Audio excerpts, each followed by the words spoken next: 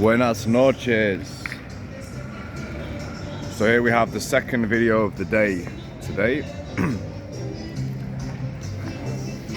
And you know, it's just another night in the streets.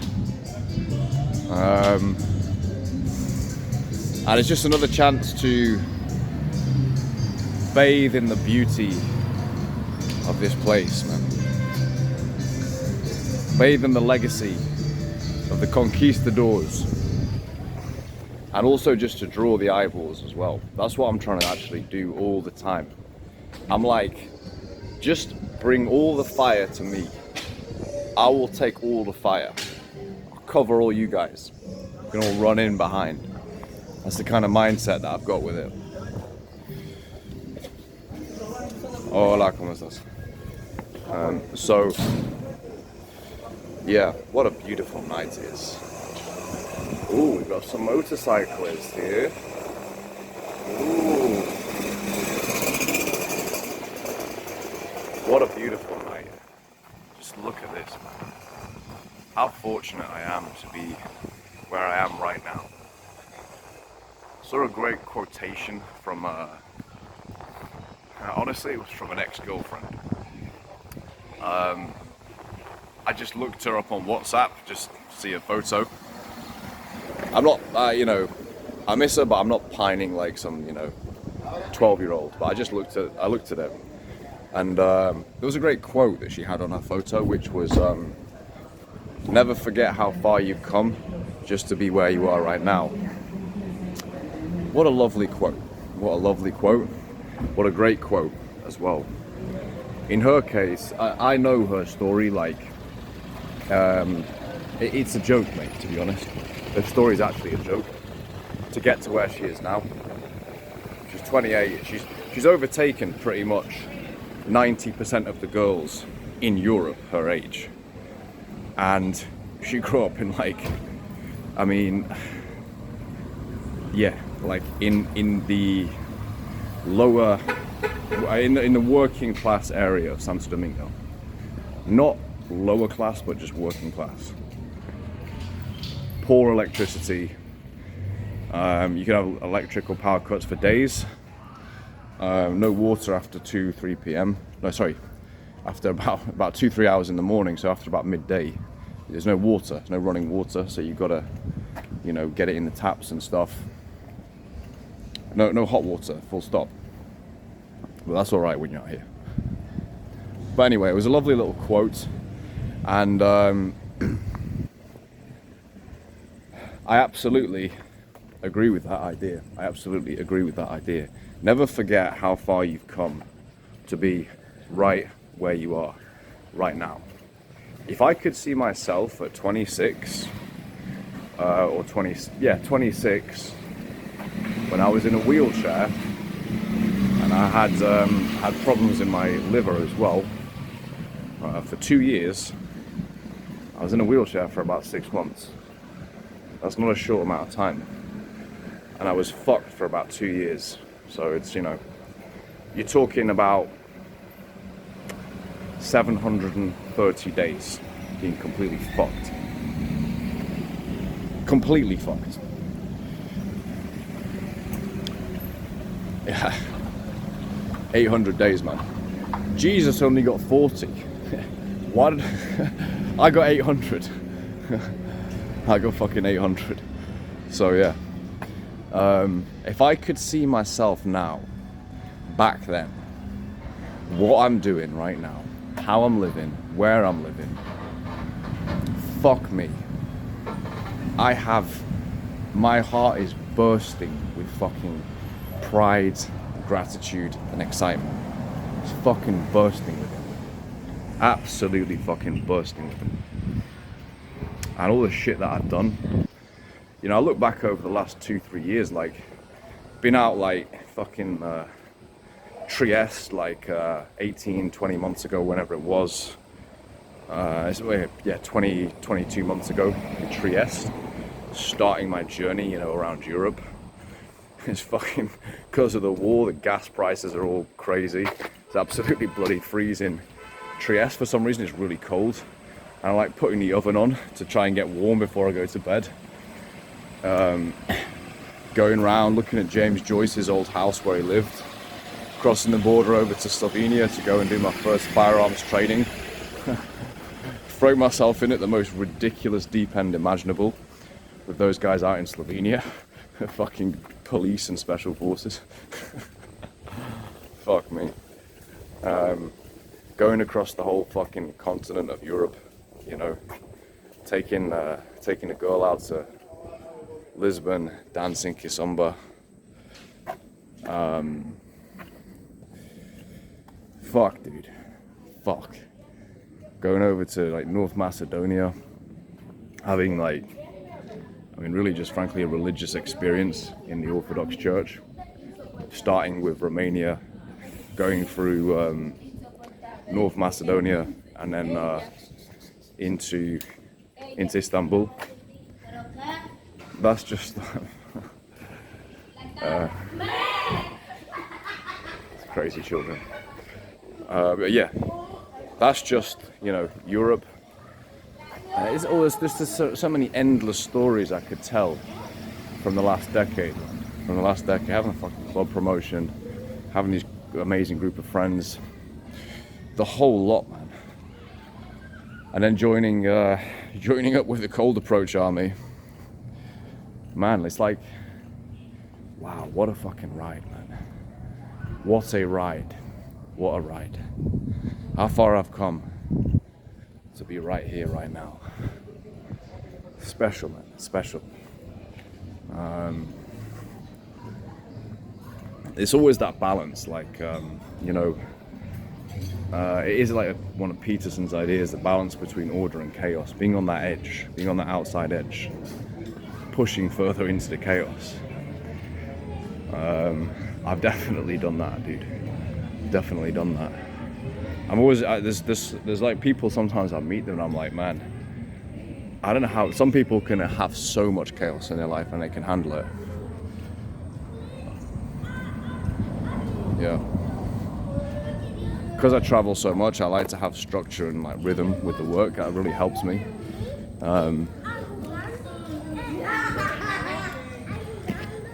mean, look at this. Look at this. Conquistadores. Yeah, so like, yeah, with my Cold Approach stuff, I'll talk about that a little bit. Man, like, I'm approaching now just to fuel my own sense of self-confidence. I do these videos just to, I joke about it being narcissism and stuff, but it's just self-love and it's just self-confidence. That's why I do these videos. And to just, let's draw the pressure. I can take it, no problem. You know? And then anything coming off this is a step down, basically. Same with Cold Approach, you know. I've done so much of that now, it's like, well, what's next, you know? I've got a work situation, well, I'll handle that, no problem. Absolutely no problem.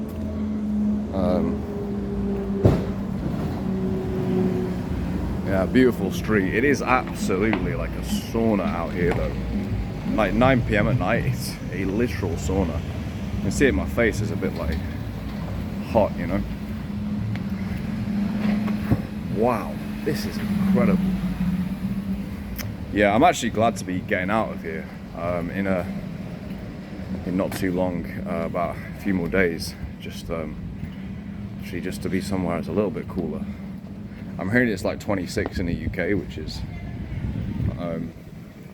basically like midwinter out here.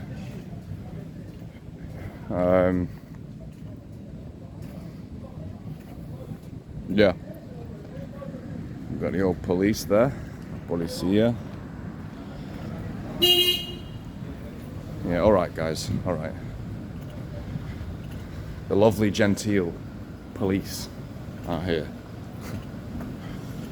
So I'm going to come back on, I think, in a moment. I'm just going to go around this corner. Yeah, so just to continue on after that video, that gratitude video I just did. As I turned the corner, I went round the corner after I did that previous video. I bumped into two Brazilians I've met. You can actually see them on a previous video. There's an 18-year-old and a 28-year-old. Bumped into them again. Now the 18-year-old, like, I had a date set up with her on Saturday, but I sacked her off to go and do a final cold approach session, approach session of the year. But anyway, they're super happy to see me. They're like, Joseph, you know, whatever, and chatting to them. They've got a Dominican mate with them, and straight away she's like, "Ay, me gustas." She just literally like links arms with me. She's like, "Oh, you're really nice." Straight away. So I'm walking. This is like after my gratitude, you know, video. I'm walking down the street with two Brazilian models, and then this Dominican chick who just literally she just inserted herself into my arm. I'm like just talking a bit of, you know, the Spanish, my Portuguese obviously these days is up there as well. So I'm chatting to the Brazilian girls, and it's absolutely fucking sick. But I'm going down the street and I'm like, right, girls, I'm gonna go to the supermarket. Like, I'll catch you guys in the park. So I go to the supermarket, get my shit. I get to the park, and I can see them, but I'm like, I just actually want to sit on my own for a minute. It's fucking ridiculous, right? There's three babes there, and I just want to sit on my own. I'm sat on my own, and then the soap selling woman comes around. This lady who sells soap. She's like mid-30s, sells soap. And like, prof, she is pure Republic of Batistan. She is so fucking mint. She's got a daughter there with her as well. And I always see her around and stuff. Sometimes I buy some soap off her and stuff like this. I always flirt with her and stuff like this. Tell her she needs to get a Swiss boyfriend and stuff. And she was just like, she had this like ridiculously tight, she looked insane today. She had this like ridiculously tight dress on, as if she was going to like some kind of neon fucking nightclub or something. There was like little bits of neon and shit on it. I was like, it's pure, it's black, but then like fucking light blue and pink and all these fucking things going on. It's completely skin tight. And she was just like sitting next to me, standing up in front of me, just like, and I'm just looking at her like fucking drooling, basically. I'm just like, oh. I was literally making noises and shit. I was just like, ay, que eres demasiado buena tú. Like, just letting my essence flow. But at the same time, I was controlling myself as well because I'm doing this discipline thing. I don't know if I'm going to regret that in a few months, but that's what I've been doing. And anyway, it was just like absolutely ferocious electricity going between us. I just wanted to just like fucking grab her like fucking neck or ass or something. I don't know. But yeah, resisted that. And then eventually she went on the way with the daughter and stuff like this. I'm just like, man. Fuck. And then I caught up with the Brazilian girls and the other one, and then just chatted to them for a bit. And I was like, I'm going home, man. Like, see you later, sort of thing. And it's like, with this cold approach thing, it's a weird world. It's a weird fucking world. You can go out and you can get your ass handed to you for 3 weeks, for 3 months. And then you can go out and like, you can literally, any of those 4 girls tonight, with 2 Dominicans, I could have had no problem.